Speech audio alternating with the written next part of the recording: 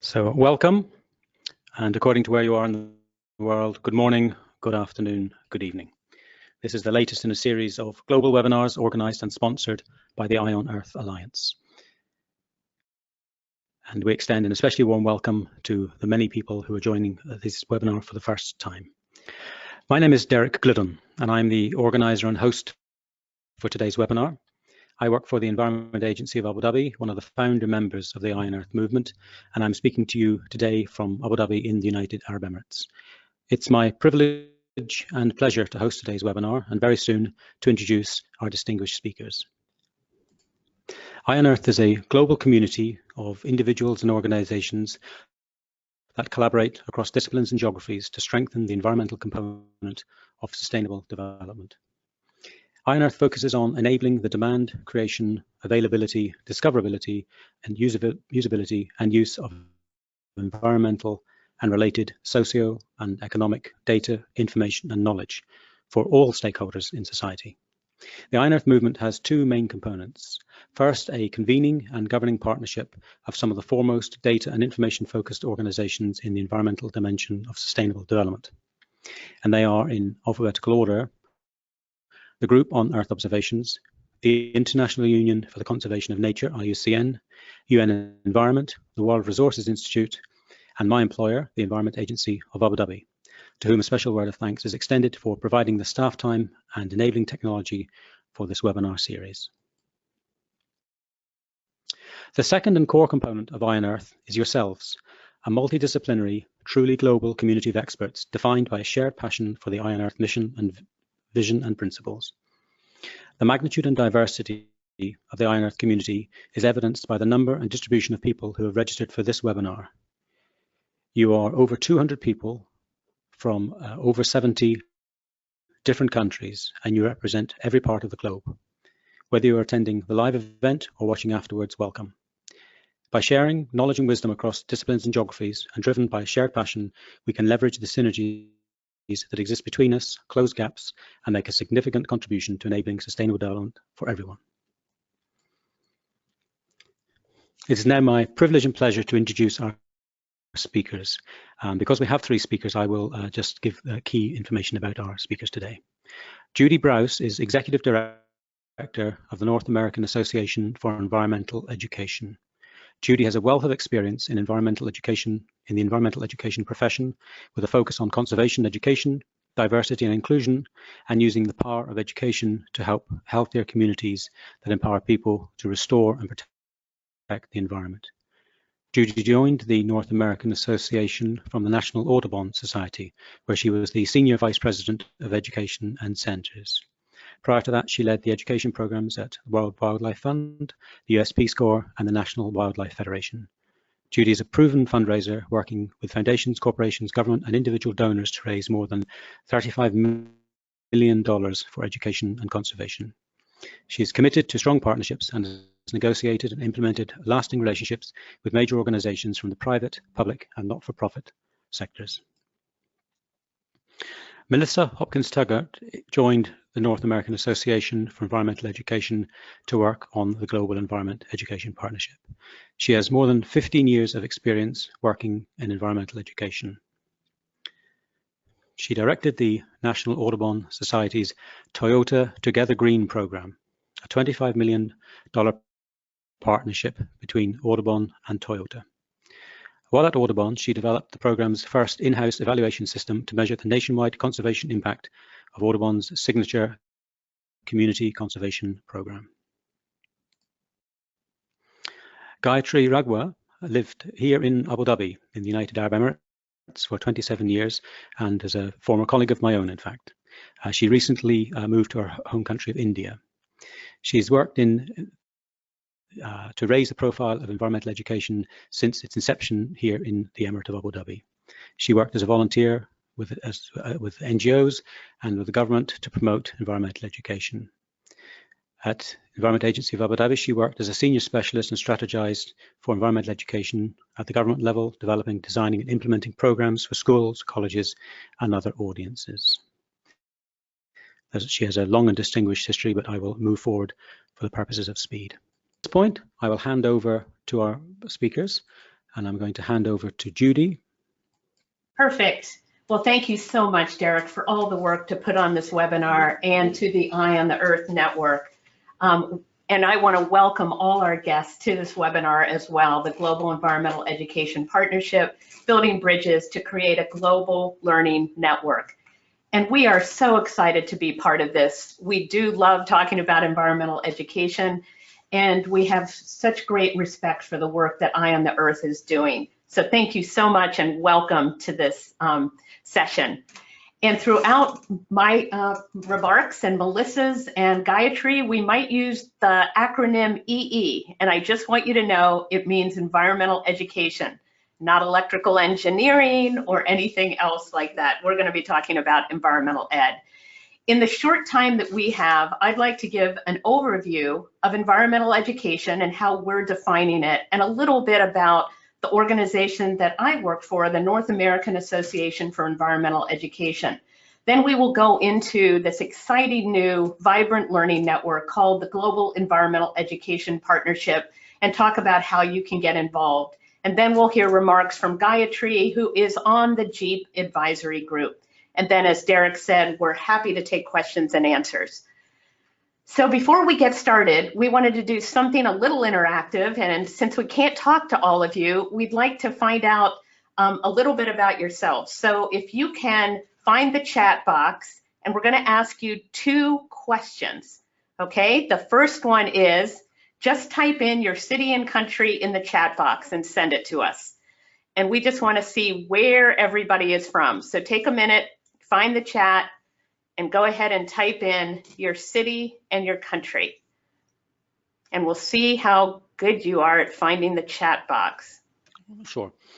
So we have Louisville in the US, Leicester in the UK, Avignon in France, Geneva, Heidelberg, Germany, Abu Dhabi, Tehran in Iran, Washington, DC, Alexandria, Egypt, Manama, I'm just sampling, Princeton, New Jersey, Geneva, Abu Dhabi, Washington, Mexico, St. Lucia. Hello, St. Lucia. Gros Soleil, nice place. And it goes on. Uruguay, India, Netherlands. Perfect. What a great group. Welcome, everybody. And then the second one is, what do you actually do?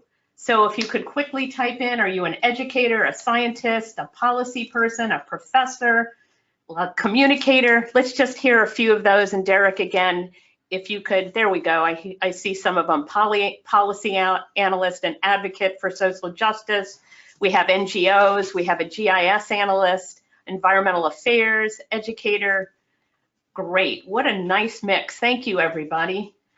We have such a great diverse group. Okay, so we'll get started talking a little bit about environmental education and NAAEE. So I just wanted to give you a high-level view of environmental education. This might not be your main field of study, and many of us in the field go back to a meeting that happened in 1977 in Tbilisi, Georgia, in the former Soviet Union, when 68 countries came together to talk about how education can help address the growing environmental and social challenges. And the Tbilisi Declaration that came out of that meeting actually created the goals and objectives for the modern day field of environmental education, talking about increasing people's knowledge and awareness, developing the skills and expertise to address these challenges, helping to motivate people to get involved, and the most important is helping people both individually and collectively make informed decisions and take responsible action. So we often talk about from awareness to action, even though this is not linear, all of these components are so important as we think about the problems that we need to solve. And environmental education is really a process to help people get engaged, to understand the issues, to provide that deeper learning that can lead to lifelong learning and also global citizenry that is informed and educated about these issues. So we all know that we are facing massive environmental loss. If you look at any of the trends, we're really creating serious challenges at a planetary level like never before. And we have the technology now to know how serious these issues are and trying to think about how we can solve them. And it's not just environmental issues, It's also massive social issues, as all of you on the phone know. So you can't talk about the environment without also talking about social issues and people. So we are all about creating a healthy environment and also creating healthy communities and protecting the environment. And we talk about a focus on sustainability. And I think everybody on this call is probably very familiar with thinking about sustainability, that you can talk about environmental integrity, but you have to talk also about social equity in the world and community well-being and making sure everybody has economic opportunities and shared prosperity to have a good living. And we're also very supportive of the Sustainable Development Goals, these ambitious 17 goals to create a better world, such as ending poverty and hunger and addressing biodiversity issues. So the Global Environmental Education Partnership was designed to think about how can education help address the environmental and social problems. And we talked about how can we co-create a global network, working with our colleagues around the world to advance the important work that's taking place in every country around the world. And we also wanted to talk about how could we learn from each other, how could we share the most effective practices, and how can we work better together, because we all are working on very similar issues in different contexts. So the GEEP is really all about partnerships, and it's really all about collaboration. And it started with partnerships between EPA Taiwan, the Environmental Protection Administration, NAAEE, and US EPA, talking about how can we advance the work of environmental education. And before we get more into the GEEP, I wanted to just mention that NAAEE, our organization, is the secretariat of the GEEP. And to just give you a little bit of background about who we are the professional association for the field of environmental education in North America, but we work around the world. We like to say we're a champion of environmental education. We're the backbone organization for the field. And our mission is to advance environmental literacy and civic engagement. And we talk about using the power of education because it is such a powerful tool to create a more equitable and sustainable future for all. And we look at environmental education as this really critical tool in our toolbox. It's not the only tool. We have policy, we have science, we have communication, but together we are stronger in addressing the environmental and social challenges. NAAEE, like the GEEP, serves a very broad audience, formal and non-formal educators in all sectors, from earliest learners to our most senior learners. And our goal is to create positive change in communities, in countries, in regions, of trying to move the bar forward. And NAA does have a number of global partners growing. We have more than 30 members, and we have just been so excited to work with so many people in so many places as we all try and create this better future for all. So the mission of the GEEP is to create a vibrant and inclusive learning network. We're looking at how do we build capacity in countries around the world? How can we strengthen environmental education? And what does it mean to build global EE capacity at the country level and at the regional level?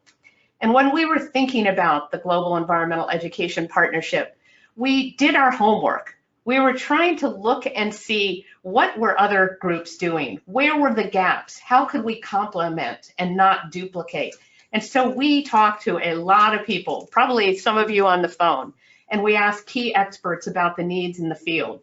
And one of the things about the GEEP that we are so excited about is that it's not just government. Government is critical, of course, and it's not just NGOs. It's everybody is welcome at the table, all bringing their expertise, universities, government, NGOs. And so we're an informal network. We're trying to adapt to what the needs are and filling a gap. And we are all about building stronger partnerships and creating a learning network. And I'm going to turn this over to my colleague, Melissa Hopkins-Taggart, who was already introduced, who's going to talk about the goals of the GEEP and talk about the call for action.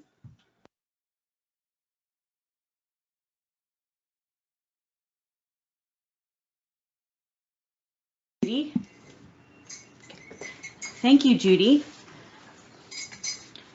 So we have 5 key goals for the GEEP, and as Judy mentioned earlier, the first is really to connect and build bridges so that we can share effective practice and resources.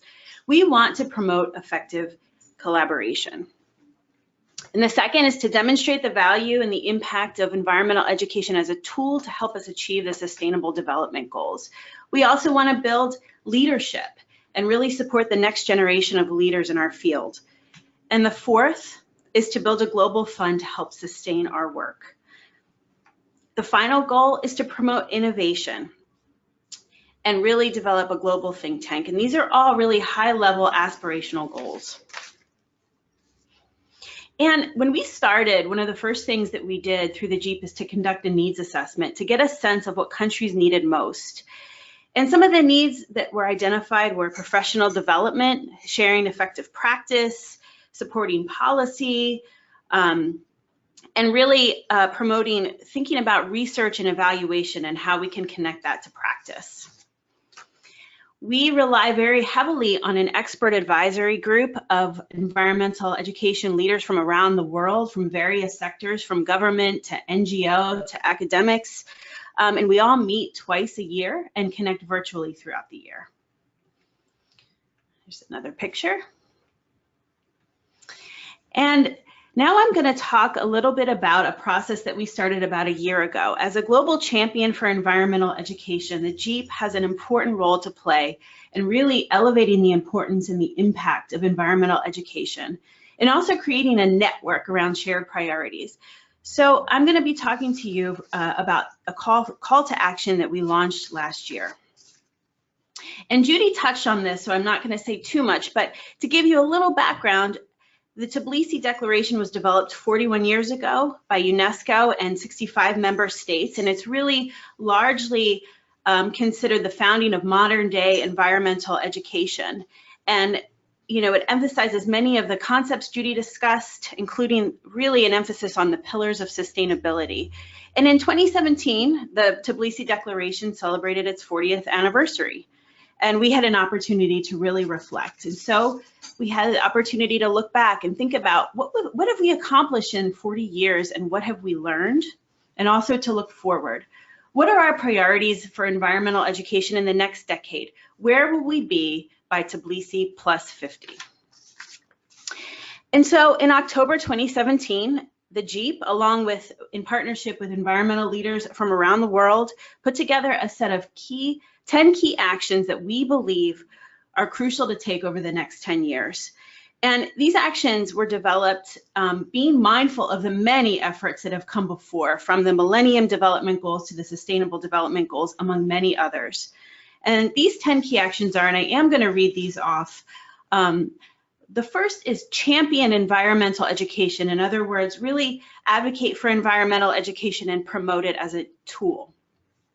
Build a bigger and more inclusive field, create and empower global citizens, grow global environmental education leadership, invest in research and evaluation, connect and collaborate for change, create networks, expand EE's role in achieving conservation success, provide universal access to environmental education and also nature, strengthen EE's role in achieving the SDGs, and develop a global fund to sustain the field.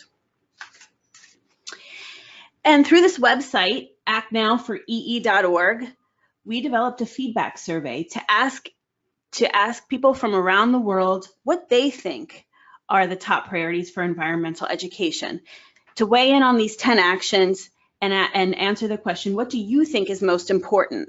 And we also asked them to suggest some next steps and advise us if they thought if anything was missing. So to give you a sense of the timing, we released this survey in October 2017. We closed it 6 months later around Earth Day in April 2018. And we received hundreds of responses from 46 countries. And then we took some time to analyze the responses. And I'm just going to share with you very quickly some of the key findings. Interestingly, participants didn't necessarily rank one action as more important than another. They demonstrated in various ways support for all 10 of the suggested actions, and there was quite a bit of overlap between them. And so instead, what we ended up was a very rich diversity of perspectives on what steps we could take to achieve these 10 actions. And this is just kind of a graphic of the number of respondents from around the world. And so today, we are actually pleased to share with you the results of that effort. And we have relaunched the website actnowforee.org with the results of this survey, and you're actually one of the first groups to get to preview this. And so I'm going to share with you some of the highlights of participant feedback, and you can also go onto the website to learn more. So for the action, create and empower global citizens, some of the things participants said: develop an education system and platform to equip students with competencies to contribute to sustainable development. Change the focus from less about awareness and more around action, and create a global community. And for the action, strengthen EE's role in achieving the SDGs, just a couple here. Align better to the SDGs, promote project-based learning, develop curricular resources, and link to social issues. Prioritize global collaborations, and link to the development of a global fund to the Sustainable Development Goals. And so as a next step, what will happen next as a result of these 10 actions? What the GEEP has done is ask the question: if we are successful in accomplishing these 10 actions over the next 10 years and beyond, what could we accomplish together? So we have developed 3 visionary goals. Number 1, that every nation has an environmentally informed, empowered, and active populace and workforce. Number 2, that the leadership of every government, business, NGO, and educational institution uses environmental education to achieve environmentally sustainable outcomes. And number 3, every educational institution, formal and non-formal, incorporates environmental literacy into its mission, goals, and activities. And so we're asking you today to consider going to this website and signing the pledge. And please share this with others. You all represent many different sectors, and we heard earlier from social justice to educators to policy analysts. You represent many different countries, and so we really encourage you to consider going to the website, signing on, and sharing this. And what next? We want to continue to build this global network. It's wonderful today to connect with the Eye on Earth network, another amazing network, and to see where we can all connect the dots together and do our work more effectively. And if you do sign on to the pledge and you opt in, you can receive more communications from the GEEP, including a newsletter that we're hoping to launch in the next couple months. So we encourage you to stay connected. And I'm going to now turn it over to Judy, who's going to talk about some additional resources available to you. Thanks, Melissa. That was such a great overview of the call for action and the pledge. And as Melissa said, we really hope that you will help us spread the word. Part of it is championing this work and the value that educators around the world are doing to create a better world. We wanted to talk just about a few of the resources that are available to all of you. You can go to NAAE.org to find a number of resources. We have over 1,000 resources there, and so many other things that hopefully will help you in whatever you are doing. Also, the GEEP.org is another website focused specifically on GEEP activities. And as Melissa said, actnowforee.org. And we'll have these and post them in the chat room too, so you can see those. If you go to the GEEP website, you will see that we have 15 case studies that are trying to demonstrate what does good practice look like. These are from around the world. And what we tried to do with these case studies is develop a template so that we're emphasizing what worked, what might not have worked, what you can learn, how you can replicate to really try and share effective practice around the world. And if any of you have ideas, we're always looking for new ideas for case studies. We also are building country profiles on the GEEP.org. Before we launched this site, we couldn't find out what different countries were doing, like what's going on in Vietnam, what's going on in Chile, of trying to understand at a very high level what every country is doing related to environmental education, highlighting the associations that exist in the world, some of the policies that exist to mandate environmental education, and trying to just become a clearinghouse of what's going on globally with environmental education. And if you go to the NAAE.org site, you'll also see something called EE Pro, which is something that we developed with so many partners several years ago, and we're continuing to update it. It's a professional learning and networking site for anyone who cares about anything related to environmental education. And if you go to EE Pro, you'll see that it's a web portal. It means that you can go there and you can take part in discussions. You can upload resources. You can find resources. You can find research. You can do so many different things there that will allow other people to share what you're learning, to allow you to take part in discussions, and hopefully to allow you to find people and resources and research that will help you do what you need to do better. And we're also trying to build a global network. So we have internationalized EE Pro. It's connected to the GEEP. So again, you can go to the GEEP and you can sign in, and it's free to sign up for EE Pro. Very easy to do. And these are some of the discussion groups. There's a global EE discussion group, but there are also discussion groups on climate change education and connecting people to nature and research and evaluation. One of the other things you'll find on EE Pro is, just like the Eye on the Earth has webinars that continually help us learn more, we are also producing monthly webinars, and they are recorded and on our YouTube site. So there are a number of opportunities to hear what's going on, mostly in North America, but not exclusively, on so many different issues and disciplines and ideas. We're trying to bring new ideas to the field. As Melissa mentioned, one of the goals of the GEEP and NAAE is to build leadership. And one of those programs is a program called EE 30 Under 30. And this is a program where we are on the search for amazing young people under 30 who are doing work in their communities to make the world a better place. So the 2019 application process is going to be announced in May of 2019. We hope that you will nominate your colleagues and friends under the age of 30. We're looking for amazing young leaders who actually have accomplished something by the time they're 30. And we have actually had honorees who are 14, 15, 16, as well as 29.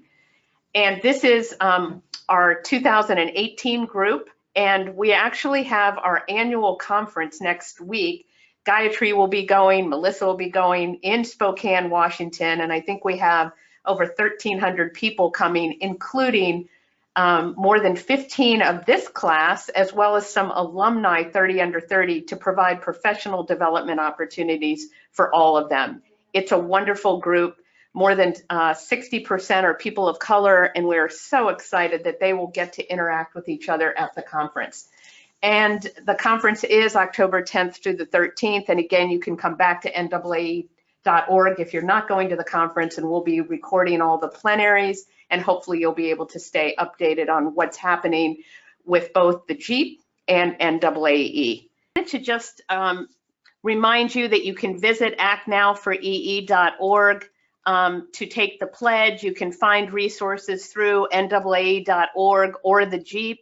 Please sign up for EE Pro. Again, it's free and easy, and you can connect to a number of different resources and discussion groups.